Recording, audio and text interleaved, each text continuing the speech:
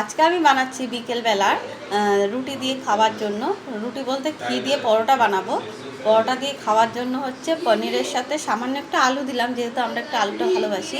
পনির, আলুর বাটার, আর তার সাথে একটু বাটার দিয়ে গরম মশলা ফোড়ন দিয়ে এই মাখা মাখা। এই দেখুন অনেকটাই হয়ে গেছে। আমি দুধ দিয়ে দিয়েছি, এটার মধ্যে আমি সামান্য আলু দিয়েছি, আদা ঠাদা দিয়ে গরম মশলা ফোড়ন দিয়ে।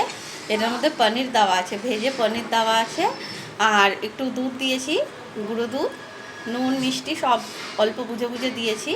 আর লাস্টে নামানোর আগে একটু বাটার দিয়ে দেবো। অনেক সময় ঘিও দিতে পারেন, ঘি যদি দেন তাহলে বাটার দেবেন না, আর বাটার যদি দেন তাহলে ঘি দেবেন না।